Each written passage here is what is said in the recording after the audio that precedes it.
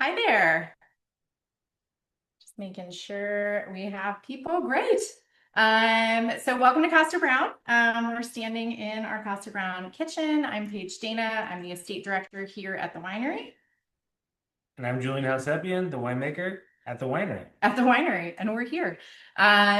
So for today, we thought it would be fun to really focus on the holidays and a lot of the questions that we get directly from you, people here at the winery online, really about like entertaining. So how do I get the wax off my bottle? How many bottles should I open? What tools should I use? So we have gathered all of our tips and tricks and tools, and if you of the wines that we are loving right now from our cellar, and also a couple that are available in your holiday offer right now. Which also, if you haven't checked that out, there is a link to invite your friends to join the KB family. So we would love to have them and you join us this holiday season. Um, Absolutely. yeah, Looking forward to it. Here we are. Next week is next week is Thanksgiving. Thanksgiving. So yeah, a lot of good things to look forward to in terms of family, friends, wine, Mhm. great food, a little Yeah, time off of work. hopefully. And so yeah, we're here to help. And we have a lot of, like Paige said, a lot of stuff on the table to share. It's gonna be a Yeah, little bit of a different type of call this week. wish us luck. We didn't practice. Yeah, exactly. So yeah, we're looking forward to it. Great. So also, if you have questions about the wine, about what we're doing, about anything Costa Brown related, please throw them into the chat. We'll be keeping an eye. And I think we kind of decided to do this on the fly like 5 minutes ago. But we have this really cool saber. And we love to savor bottles at the holidays, and we know other people do too. So we're gonna start by savoring some bubbles, some Kosta Browne bubbles, Kosta Browne sparkling. So if you aren't aware, we started making Kosta Browne sparkling in 2020. We have now we disgorged the 22 in August. Mhm. 23 is waiting. So we have the 21 today, which is what is available when you come here at the winery, and I think is available in some of your allocations. So Julien, what are we doing? Okay, we're gonna start this off with a saber. It's a lot of fun. It's a little bit, you know, it can be dangerous. I'll tell you the truth. The first time I sabered a bottle was in Holland on Christmas, and I had convinced the waiter at a restaurant that I knew how to saber sparkling wine and champagne, and he gave me a bottle of wine to saber, and I shattered the bottle in my hand. And it's on, we have a video of it. It's a lot of fun, and I learned my lesson. So there's actually a couple things you need to know about savoring a bottle.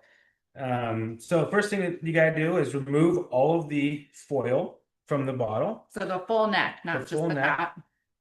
Identify where the seam of the glass is. So usually there's at least one or two little seams that you can find when they mold the glass together. That's kind of your runway to run the whatever you have to saber the glass with. You want to find that seam. That's like the most important thing. Of course, it's good to have the wine nice and cold. The Um, colder, the better. Actually, it's more likely that your cork's gonna leave you unexpectedly that way. yes. So remove the foil. When you take off the Oh, before you do that, Jules, stuff, do you need a saber with something sharp? no, you can saber with something like a butter knife. You can So do it. this, it looks like a pirate sword. It's actually, I believe this is Rabbit, the wine tool maker. You just need something with a nice flat edge. So you can, if you used a knife, I would actually use the back of the knife, not the sharp end of the knife, Yeah, to slide across. So anything that has like some weight against it is what you're looking for. And correct. I'm gonna open the door in the Yeah, direction that you're seeing. yeah. So very true. You do not need a sharp. You don't need a sharp object at all.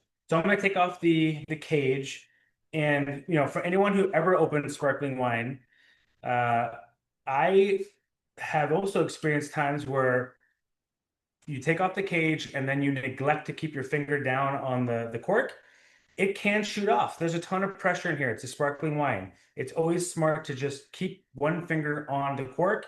That way, in case there is any unexpected built-up pressure, you might place the bottle down. It doesn't take much and the thing can shoot off. It's a lot of, it can be kind of fun, but it also can be a little startling. So And the anyway, cork can really, it goes far. So if you're not aware of it, you could yeah. shoot it Oh, in a yeah. direction you don't intend. Yeah. So the whole point of savoring the glass is, again, I'm going to hold on to this just so I can demonstrate, is to run the blade just along the seam of the bottle and to barely clip the first rim of the bottle. And that's all you're doing. You're not trying to hit it hard. You don't need to go and smack it. You just kind of running the blade along the seam that we pointed out earlier. And after that, you should get a really nice, clean break in the bottle. And you Okay. want to follow through, right? Yeah. Like a golf swing, right? Hit it and just keep going. Okay. So I found my seam. I have my accessory, which is the beautiful thing. And I'm going to do a nice saber. So to start things off, nice and easy. Ooh, I missed the first one. Here we are. Nice and easy. Hey, So the reason why we wanted to start with this is because we wanted to have some sparkling wine to start, which is how most, holidays that's begin. how mine start. Right. Hopefully, like when you first get up, right? Christmas morning should start with coffee and champagne, or sparkling wine. And then also one of the things we wanted to talk about that comes up a lot is what do you pour it in? So I'm going to start this off with a caveat that good wine should taste good out of any glass. So if you're drinking out of your coffee cup, more power to you. But Julien and I both really prefer a sparkling wine out of what's called a tulip shape, which I'm cheers. Cheers. Happy holidays. So you may have some white wine or all-purpose glasses that are also a similar shape. So you get the kind of bowl that preserves the bubbles. So when you're thinking about like a flute, the job of the flute is to preserve the bubbles and keep them really tight. The only problem with the flute is that you don't get as much of the aromatics. So you'll talk to some people who love to drink sparkling wine out of a Chardonnay glass or a bigger bowl. The tulip really meets in the middle there. So you're really able to still get your nose in the glass, get those beautiful aromatics, but you're still preserving, helping the bubbles live a longer life, basically. So if you enjoy that beautiful fizzy texture, this kind of marries both of those worlds. And this is delicious. So yeah, it is interesting. I mean, for sparkling wine, of any wine, for me at least, I would say the glass might be the most important thing for sparkling wine. Other wines, Pinot, Chardonnay, you have a little bit more flexibility. The interesting thing about sparkling wine is that if you were to serve it into a Burgundy bowl, like I have done many times and, continue to do, given the circumstances, the bubbles, are not as effervescent. They don't formulate in the same way, and the wine will taste a little flatter. So it's actually, I have had a wine where I thought was as a flat sparkling wine, poured it into a glass like this, and all of a sudden the bubbles were alive. And I still have a little bit of a hard time wrapping my head around exactly why that is. But it's a really fascinating thing. It has to do with the surface area of the glass, and the way that the bubbles release out of the solution. But typically speaking, a nice tulip like this. And I'm going to hold this really close to the camera, and maybe you can see there's like a really fine line. My glass is frosting up of bubbles, like in the very center of the glass. You can kind of see it in that spot. We also have a question, Julien. When using a saber, is the goal to remove the top of the bottle or just the cork? So you're going to remove the top of the bottle because you're hitting under the lip. So what it's doing is, no, it's still out there. You're hitting under the lip. So like on a, here's a bottle of Chardonnay that has it still, you're hitting here.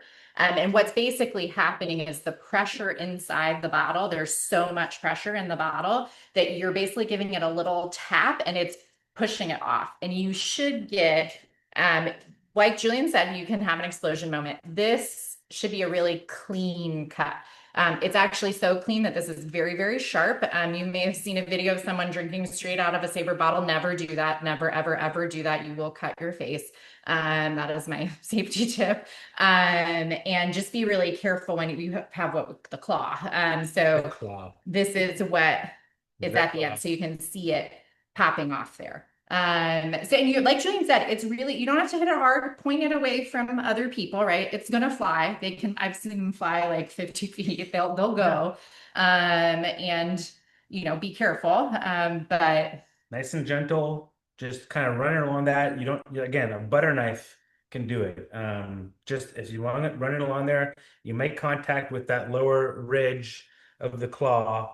Yeah, that's all you gotta do, and it'll pop off. yeah. But I think when I broke the bottle and shattered in my hand, is I didn't have experience, and I went way too aggressively, and I thought that it required a lot of force. And it doesn't. But it really is just about kind of gliding. And you know what? Hey, I skipped on the first one. Mhm. It didn't happen. Sometimes it takes two or three little, you I know. will say, if you've done it twice and you've gotten a couple thunks, you might want to grab a different bottle. And there are some bottles that are slightly different shaped. I've had less success personally with Special Club bottles. The neck is a little skinnier, and I've seen more of those bottles explode. I personally have been lucky enough to not have that happen, but you know, so if it's not feeling right, don't saber that time. That would be my other, yeah. But it is a really fun way to start a party. Saber responsibly. Yes, we've given, I hope, all of the things that our safety team, we're gonna get in trouble later. But a good party, right? You gotta get in a little bit of trouble. That's right. The holidays. So the other thing, right, of what we love with parties is hopefully you're gathering with your nearest and dearest, and that's when it's fun to show up with a Magnum, because who doesn't want to come with a big bottle to the party? Also, if you have a lot of people, serves more people, the wine ages better. And we know a lot of you have Magnums in your cellar of varying vintages, and we've had this conversation recently. A lot of our older vintages have a different kind of wax. And so some wax is easier to remove than others. So we were going to show you a couple different techniques of getting wax off. Julien has a bottle, I have a bottle. We did consider racing, but I don't know if that's, so one trick is hot water. So this vessel right here has some really hot water in it, just about this much, just as much as the neck. And you literally, you're going to take your bottleneck down, and just so your cork is in the, can I lift this up? There we go. So, right. So really just the top of the cork is getting the hot water on it, and it's softening the wax. So I'm going to leave it in there for a minute. We're going to have our upside down bottle here. And while it's sitting there for a minute, Julien is going to play with fire. We're having a lot of fun today, guys. Yes. We tried to get them to let us cook live, but I think they're worried we're going to get into trouble. That's yeah, we'll get there. Wait, no, don't you do the fire first? Well, yeah, I do. But I wanted to kind of just test it because, you know, the wax is, you know, it's a really beautiful way of you know, concealing the cork and the top, the neck of the bottle. But it can be pretty hard, you know, at times. And I've come across that myself. Most recently, I had a number of bottles I had to open, and it was very hard. And I was just like, this is not cool. The next day, I had the same event where we were opening the same wine, and I got a lighter from, you know, the store. I was hoping to get a torch. I ended up with a lighter. But anyway, the point is, of course, you're just trying to soften it up. You don't, you know, when you're opening a wax bottle with a, you know, sometimes with a 750, a lot of times you can actually just poke right through it with the corkscrew. You can just go right through the wax itself and break the seal with, you know, hopefully a double hinged corkscrew. And as soon as you break the seal, you have a nice, actually clean cut. But sometimes, I don't know, it doesn't work that way. So when sometimes, right, there's older older wax. We're going to get into opening older bottles too. I'm sure you may have had the experience where a cork breaks or the wax doesn't Yes. behave the way you want it to. Different producers, different wax. So Julian's just warming up Yeah. the edge there. So I'm just kind of slightly warming up the edge just to soften the wax. This is a 2016 San Lucia Highland. So, maybe the time in which the wax has been in place has also contributed to how hard it might become. Either way, a little bit of heat goes a long way in terms of softening the wax and opening up oh yeah, it's just like butter now. So really nice. So yeah, same over here. So if you notice, we're just scoring the wax to start. So you can do, this is where you want to be careful. And the warm water, if you just saw, made that like the easiest for me. You're just gonna score it along there. And Julian just pulled his right off. And mine looks like not quite as smooth.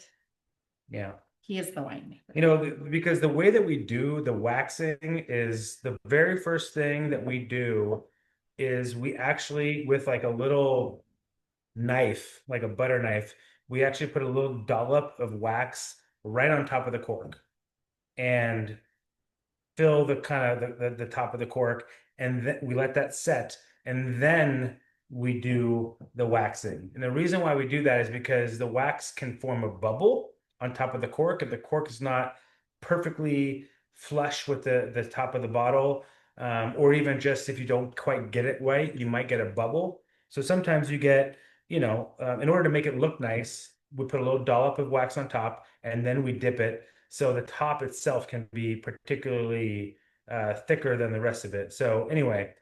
But yeah, just a little bit of heat on Nice. both of these, right? Like you can see super clean. The top is clean. It comes off really easily. So even with softer wax, sometimes it's nice to apply a little heat because it just makes it a cleaner process.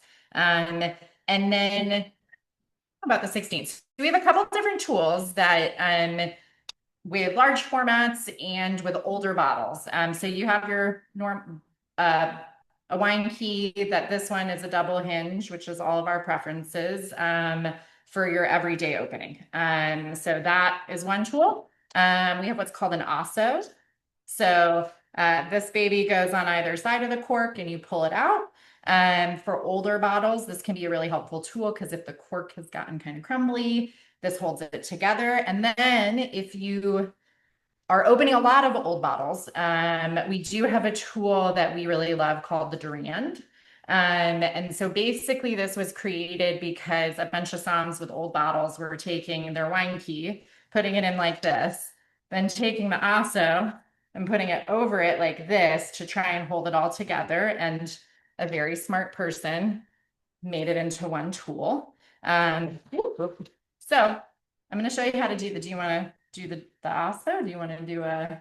Sure, I could start with the osso because they're both, this is a component of the Durand. Yep. And so I'm going to try to basically show you guys. This is got like a little bit of a flared out, I don't know how to describe this. Whatever. It's flared out. It's two different lengths. And so what you want to do is you want to take the longer side and barely kind of wedge it on the outside of the cork. And I wouldn't do this holding it the bottle this way. I'm trying to kind of show you guys. But you wedge it kind of right on the outside. So you have now one corner in. And then you can kind of bend it because it's very flexible. And then you stick the second side in on the outside. And you basically just kind of, massage the just kind of shimmy. Also, shimmy down. Yeah, because we're partying, so hopefully there's good music playing. So I'm applying a decent amount of force, not a lot. Just kind of working it back and forth, slowly. And now my osso is completely, it's completely submerged on the outside of the cork, right? Yep. And then now Paige has. So I have the Durand. So I took the worm part of the wine key and I went ahead and threaded it through here. So what's happening with an old bottle is it's an extra level of security to hold the cork together. And then I'm going to do the same thing. I also have and for this guy, you're actually going to put it on the kind of the outside. So you're making a cross shape or an X shape. I'm going to do the same thing that Julien did, just a little shimmy, shimmy, shimmy, shimmy, shimmy. And then I'll back up a little, get some force here. And just bring this out. And if you can see, I don't have it totally out, but if this is a younger bottle, this is a 2021. So the cork is still pretty fresh, but with an older bottle, it's really holding it together, something that might start to crumble for something that's had some real age on it. Yeah. And at the end, I usually, I try and be really gentle at it because I don't want it to make a big like pop. And there we go. Nice. Voila. Yeah. Yeah. Because obviously with a little bit older wines, you can have, you can have different situations with the cork. Sometimes and also like if you're drinking a wine that might be more than 10 years old, like it doesn't hurt to just start with the Osso because the Osso is going to open the bottle the same as any other wine. I mean, differently, but like it's going to open the bottle. But there's other times where you start with the corkscrew and you start to pull up, and all of a sudden you crack the cork in half. Because you're kind of making that lever movement. Yeah. So then now you have a cork that's broken in half and it's only on the bottom. That's where this comes in handy too, because sometimes when you try to dig this in, the cork kind of just becomes flaky in the center, and you're just boring a hole down the middle, and you have nothing to pull it up. This is working with like a little bit more, I don't know, just elasticity because the cork is pushing out on the bottle that you can actually get in there even when the cork is broken in half. And then, when you have a really old bottle that you kind of can see that the cork is compromised, that's where something like the Duran is a very secure option as well. The Durans are kind of expensive. They are. It's something that like I recommend it if you're frequently, if you have some really old bottles in your cellar, things like that. It's not the most necessary.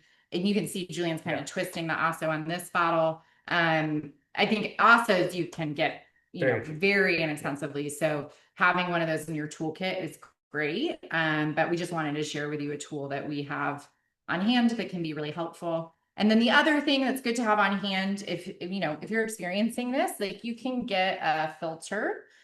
So this filter is designed to go in this decanter. So you might be decanting your wine anyways. If your cork crumbled a little, or worst case scenario, it went into the bottle. It happens to us all. Don't worry. You're just pouring it. Oh, I can't. You want to hold the decanter for me so we don't see it on the camera? You're just pouring it through the filter. And for a wine like this 2021, we're decanting it to aerate it.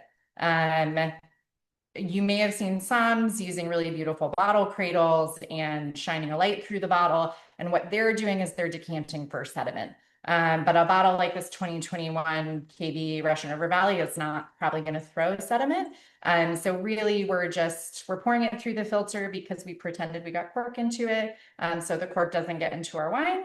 And we're decanting it just to give it that much more time to open up. And if you want questions about decanting for sediment, you can email me directly and we can have a conversation about that.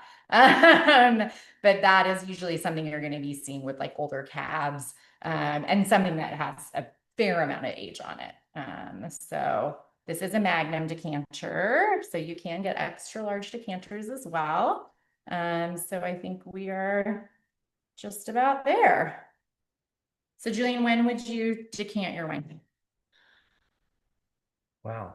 No cork. Good job. When would I decant my wine?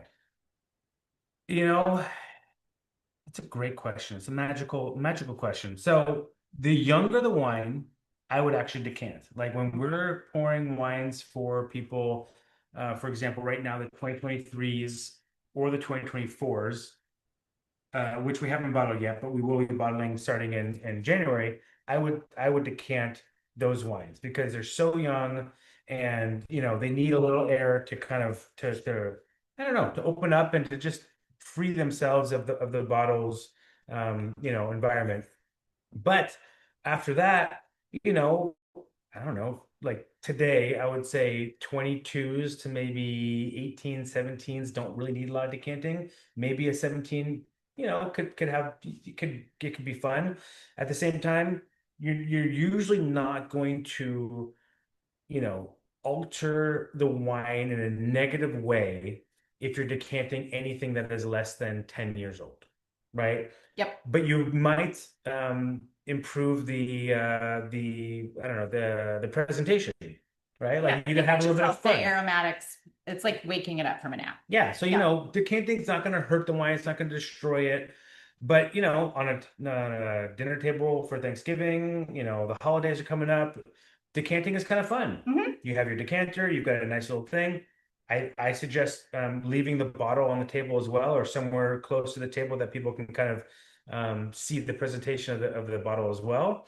And it's just kind of a little bit of a neat addition and flair to the evening. So, but then when we're talking about older wines, I would say decanting wines that are like more than 10 years old to 20 years old, that's a good thing to do because you might have sediment. I'm not talking actually exclusively about Kosta Browne wine. I'm talking about No. just wine in Yep. general. You might get a little bit of sediment. So with the way that that Paige was decanting the wine, it's nice to do it gently because as you start to get to the bottom of the bottle, you might start to see a little bit of sediment in the shoulder, and you can you might leave a little bit of behind. Like actually, Paige did leave a tiny bit behind because that way you're leaving the sediment behind, and that offers an opportunity to remove that sediment from the glass because as you're now pouring from this, the sediment has traveled to the bottom, and you're going to be pouring and pouring and pouring.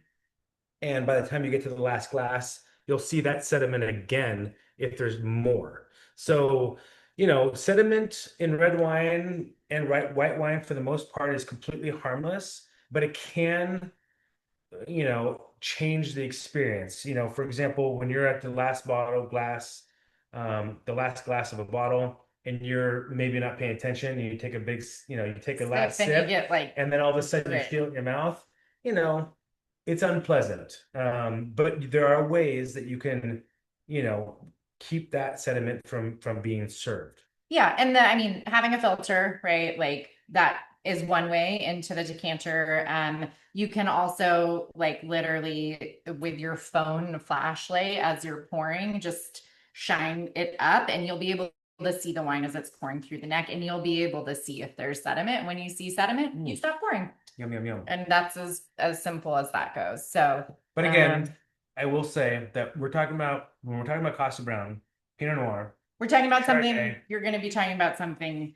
I don't think I've even seen any sediment on the 14s. I'm No, trying to think of there's something like very little. Pinot Noir doesn't throw a lot of sediment. maybe something older than 2010. If you still have that in your cellar, we opened some of the 2010s for the 25th anniversary party, and I don't remember there being a lot of No. sediment. That is an example of a bottle we didn't decant, right? Like, or we decanted it right before service because we needed to decant it to use it for service, but that wasn't a wine that we wanted to decant just because it had reached Yeah. an age that you just want to let it Yeah. be its own thing. Yeah, so it's not really a big concern for KB, for Pinot Noir in general, but it's something as wine people that we like to Yeah. consider and think about. Gosh, what a beautiful freaking cork. Mhm. Wow. Magnums are so awesome. They, the wax itself, the larger bottle, let's start with the larger bottle. The larger bottle does slow down the aging of the Mhm. wine itself. So this is a 2016. If I had a 2016 750 next to us and we poured them side by side, this would taste younger than the 750. It's a Yep. larger bottle. There's less, there's less OTR, oxygen transfer rate, occurring through the cork, and the wines age a little slower, a little bit more gracefully. And then you add on the wax cork, the seal on top of that, and it slows it down even further. So magnums are wonderful wines. they age better. They're fun for holidays. They're fun for parties. Mhm. You know, obviously you do need more than just one or two people to drink through a Magnum in a night or two I mean, most of the time. But they're a lot of fun. So Magnums are great holiday features and yeah. yeah, for many, many reasons. Well, and I think the other thing you were just showing the 2022 cork or the 21 cork. But this is the cork from the 16 bottle. So you can see the cork itself has aged. And then we had opened a bottle of Chardonnay earlier, and some of our Chardonnays you may have noticed are made, we use the DM corks, which are the reconstituted corks, which helps prevent cork taint. And so you're gonna get like a slightly different look and feel, but you might experience all of these. My one frustration with the DM corks is that they're hard to put back in the bottle if you're trying to reseal it. So you might need to use something else, or you just need to finish the bottle. But we forgot when we were talking about sparkling, there is a fun tool if you're not drinking it right away. It's called a bouchon, but it's a little fun thing that you can stick. It won't work in the bottle we savored, so I'm going to show you on a bottle of Chardonnay. But you just pop it in. This secures on the bottom, and you need this secure because the bottle pressure, so it's going to help preserve the bubbles in your wine. And I would recommend if you aren't finishing any bottle, whether it's red, white, sparkling, if you're going to leave it overnight, stick it in your fridge. The fridge is just going to help it stay. And if you can just take it out 30 minutes before, an hour before you want to drink it, if it's red, to let it get back to the temperature that you want. But putting it in the fridge is going to give your wine Yeah, a little bit more time if you're not finishing it. Yeah. yeah. You know, if you decided if you open something one night and you want to finish it 2 or 3 nights from then for whatever reason, then the fridge is even overnight for one night it works, but 2 or 3 nights, beautiful. Yeah. So Paige, Yes, Thanksgiving's around the corner. it is. What's your holiday routine? What time do you guys feast? So my family likes to do the like early dinner. So Okay. we do the like 3, 4 o'clock thing. Okay. Yeah. So, yeah, So that's not that it's early, but it's not like too. no, we don't do like lunch. It's Yeah. definitely like, but we also, my family in particular, spends a very long time at the table. I know your mom. A lot of We sit conversation. down, yeah. Julien has met my mother, but we're there to hang out. So that usually there's been we're big believers in pre-party checklists. So there's probably been prep going on for a few days. And then the same thing for timing of the main event. And then everybody gathers around the table, and we're probably there for at least 3 hours, which is the other reason you have to start it for, because So then it's okay, 7 o'clock. so Thanksgiving is served at 3, 2 or 3, 3 or 4, Three or four. 3 or 4. Okay. Yeah. So when are you opening your first bottle of wine? Oh, well, I'm cooking, Julien. That Okay. happened much earlier. Okay. Well, I mean, And what is it? What is it? What are you well, doing? that's probably bubbles. Okay. Yeah. So, I mean, bubbles are for breakfast, B&B. B2B, yeah. Yeah. B2B. So, you need a little something to get you through the day. Uh, we're not slamming wine all day. We do, safety first in the kitchen. But some splashes. We're usually have the Macy's Thanksgiving Day Parade on in the background. So, there's some mixture of coffee and bubbles and, some pastries or something easy. And then we're gathering all around. Yeah, my mom makes the most delicious Chex Mix. It is her own family recipe that she has modified that you will not find anywhere. And it only exists in the Dana family household starting literally the week of Thanksgiving through New Year's. It's a holiday special. But I think that also for holidays, for me, that makes it really special, right? Like we could making the Chex Mix is not hard. It's So good with oh my God, it's so sparkling wine. good. It's so addictive. But because we only do it basically between Thanksgiving and New Year's, it's like it's special, it's exciting. If we're not all together, I have 2 older brothers, we all live different places. Usually my mother mails us a tin. It's like the most exciting. It's like the holidays have officially opened when your Chex Mix arrives in the mail. So yeah, and then we open, I think it kind of depends for wine. I'm celebrating Thanksgiving with friends this year that are also in the wine business. And so I imagine we're going to have like, we're just going to open a ton of bottles because everybody wants to try. And my guess is there'll be wine left over in the morning and that kind of fun thing. But when we're entertaining a little bit more formally, I really like to figure out like, okay, we have 8 people sitting down. You're basically getting 4 to 5 glasses out of a bottle. Is everybody getting 1 glass? Is everybody getting 2? Are we coursing it out? And I want everybody to be able to try the same wine if they want to. So I might do for like a party of 8, like 2 bottles of the Chardonnay that we're drinking, assuming that a lot of people are going to move to red. Yep. And then if we're just featuring one Pinot, I'll probably have at least 3 or 4 bottles on hand for 8 people. It's really not that much wine. Or we might do a couple different ones throughout. I don't usually for Thanksgiving try and like pair to courses, right? You have so many dishes out, you have so many sides, you have so much going on that it's kind of like have a couple things for everybody to try that are going to go, Pinot and Chardonnay are going to work really well for Thanksgiving and bubbles for that matter because they pair so well with so many different foods. For like a Christmas celebration where we might be doing something more like a prime rib or a rack of lamb or something that's a little bit more coursed, I might pick a wine to pair for each. What do you do? Well, we're similar to you in that we like to start to enjoy the holidays early in the day as much as possible. But sparkling Julian's got wine. the fridge by the bed, the alarm clock goes off, Yeah, the yeah, yeah. sparkling top comes out. Yeah. Yeah, because oops, Yeah. But no, we do like to start with sparkling wine. I like to add that. That's my family doesn't necessarily drink a lot of sparkling wine, Mhm. but for holidays, I definitely like to add that to the mix. Yep. Just something to start the evening with, right? Like some people are playing games, some people are watching the turkey bowl or whatever, football, cooking, start to pass around some bubbles, just to kind of liven things up a little bit. And then, my mom's a big Chardonnay drinker. She likes white wine, but mainly Chardonnay.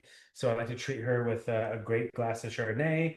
And it's funny because This man makes really good well, Chardonnay. my dad doesn't drink Chardonnay, nor well, my brother does a little bit too. But like, if I'm opening a bottle of white wine, everyone wants some. And I'm always like, guys, this is for mom. Like, I This is didn't why you bring have like a more than bunch of one white bottle. wine for everybody. Like, anyway. So we ended up all sharing some white wine. I have to go get more from mom. But what's nice about Pinot is that, you can transition from white to Pinot, perhaps during hors d'oeuvres or the cheese and cracker kind Mm-hmm. of portion of the day, which, of course, like many of us, you try not to indulge too much in the cheese and cracker part of the day. Uh, you don't want to fill up too much before the grand meal. But you can start with the Pinot then, and you can transition also with a second bottle of Pinot Mm-hmm. or the same bottle, whatever it is. But you can basically kind of bridge that part of the day with the same type of wine, Pinot Noir, Kosta Browne, fabulous, fabulous stuff. And then, okay, you know what? Gosh, we were blending Treehouse today, and somebody made the most amazing comment. I think it was either Ruben, our lab and production manager, or our enologist, Zach, said, "This is the Cab of Pinot Noir." And I was like, that I love that. Like that is, you're right. It does. Treehouse It's is so powerful structure. Yeah. that you can kind of transition all the way through something nice, light, elegant, medium body, all the way to something a little bit more powerful. Mm-hmm. If you want to stay on the Pinot Noir kind of track, you can move through 3 different bottles easily in terms of weight, Yep. and it all will pair with the whole afternoon, the whole evening, dinner. Um, and then again, of course, you can move on to the darker Cabernets, Merlots, whatever Mm-hmm. whatever that next step is throughout the evening. We do, typically we'll move on to something also a little bit heavier Yep. with the end of the night. So And then it's there's a return to bubbles for me. So return, I do love dessert wine. So if there is a good dessert wine available, I will serve like a Sauterne or another like beautiful sweet fancy. wine Come over to with, your house late night yeah, I mean, who doesn't want after dinner. yeah, after dinner drinks. My dad usually moves to Scotch, so that might be the move. But Exactly, yeah. moving back to bubbles, right, is like almost like this palate cleanser, like Yeah. beautiful. We like to do that here with dinners. We'll serve the bubbles with dessert actually, because it's a really lovely sort of zesty way to finish the I evening. mean, when Yeah. we had our dinner here for was it the San Lucia Highlands 20th anniversary. Paige surprised me, I think, somewhat with their sparkling wine at the end of the night in a In a coupe? in a coupe, Yeah. which is a wide glass, which is I wouldn't necessarily recommend that because it maybe looks like this, but it's half as tall and it's wider. And I was like, that kind of goes against all the things that I know about sparkling wine, but it was glorious. It was fun. You like maybe the portion in terms of what you could pour into the coupe kind of negated the other things that Yeah. we think about in terms of that wide bowl. And the wine was glorious and it paired well with the dinner and the dessert. So Yeah. From everything we just said, I will say the coupe mostly because the it's coupe, fun. You can feel a little Great Gatsby moment, but it also they usually don't hold a ton of wine. And so, it's really fun for a cheers, for a party, for a display when if you want to do a champagne tower, because the wine it's going to get drunk so quickly that you're not, it's only a few ounces that fit in it. So it's a fun way to celebrate, to jazz up an event, which I would say that's the other thing, right? For me, I love setting a table. That's a big family tradition. But what's fun for you, right? If you want to drink all of your wine out of a coupe, like great, whatever the music that you're playing, the vibe you're setting. I think the biggest thing for me is, entertaining can have its stressful moments, but remembering like, I mean, I love to cook, so it's like you're having a good time, you've got good wine, like just make it chill, yeah. I agree. I Mhm. agree. You don't need an osso. You You don't don't. really need an osso. You don't need a Duran. You should have wine.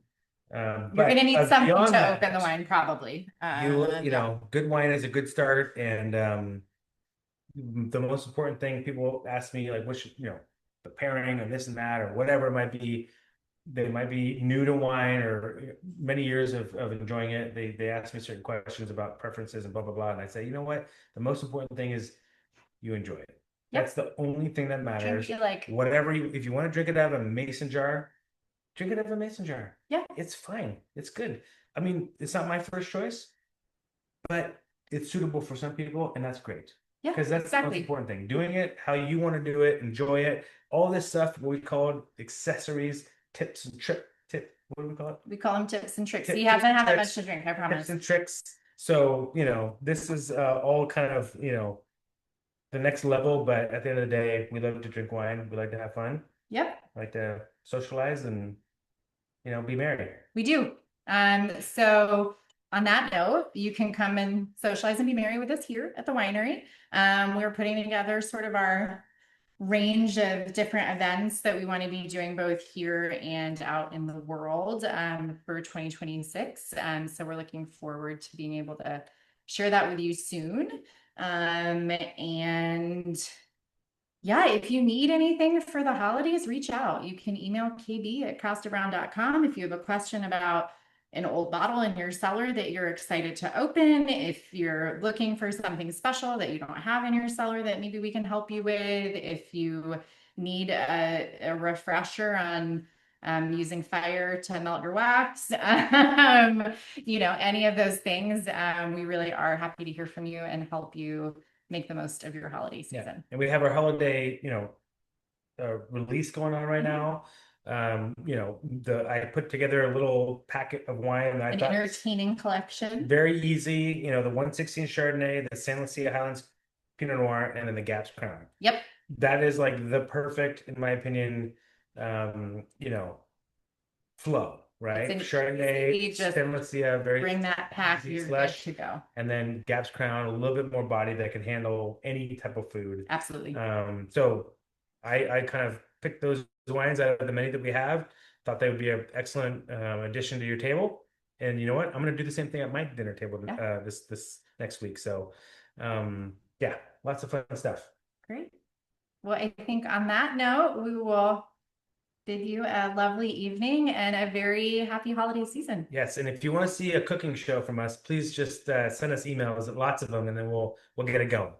Could get more exciting than savoring. Yeah. So Exactly. All righty. Take cheers. care. Good night.